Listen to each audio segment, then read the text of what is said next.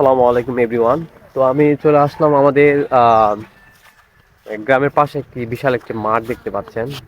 এই মাঠে বেশ কয়েকদিন আগে একটা মাহফিল হচ্ছিল।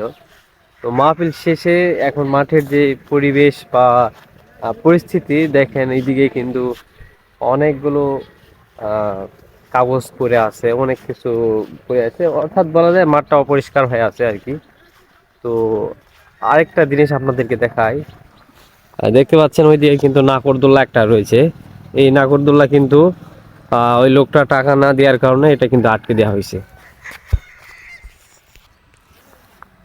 এই হচ্ছে মাঠের সৌন্দর্য। আমাদের এই মাঠ অনেক বড় একটি মাঠ। এই মাঠে এখান থেকে এই শেষ পর্যায়ে বিশাল বড়।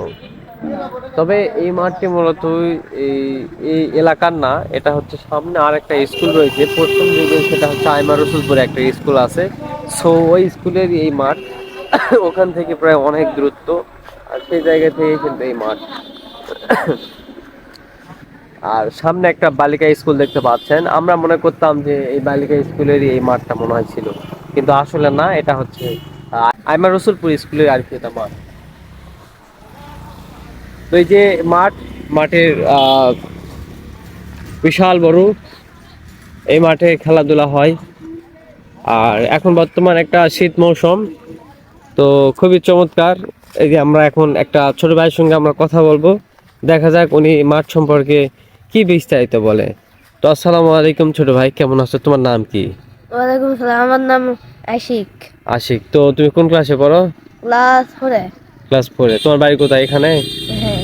তো তুমি যদি বলতে যে এই মাঠ সম্পর্কে, মানে খেলাধুলা কখন কি হয়, এবং এই মাঠে টাইসিস ছাড়ে কি না, মানে কি কি খেলা হয়, এবং এই গ্রামের মানুষ কেমন এই মাঠে, মানে ছেলেমেয়েরা খেলাধুলা করে কি না, এই বিষয়ে যদি তুমি বিস্তারিত কিছু যদি বলতে, তাহলে খুবই ভালো হতো, দর্শকরা জানতে চাই। উম, এই মাঠে খেলা হয় তাই হেলাতে। এই কদিন আগে ক্রিকেট খেলা হলো, এই কাপের। এই আমাদের এলাকার কাপ নিছে। তারপরে আর কিছু জানি না।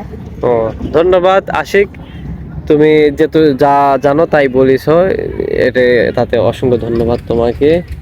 তো আপনারা দেখতেই পারেন আসলে এই মাঠটা, মানে কি বলবো, আর এই মাঠের পরিষ্কার পরিচ্ছন্নতা না রাখার কারণে মাঠের এইরকম অবস্থা। চারিদিকে গরু ছাগল, এবং দেখেন সামনে কিন্তু অনেকে ধান লাড়ে দেওয়ার জন্য ব্যবস্থা করেছে, মানে যে যার মতো আর কি।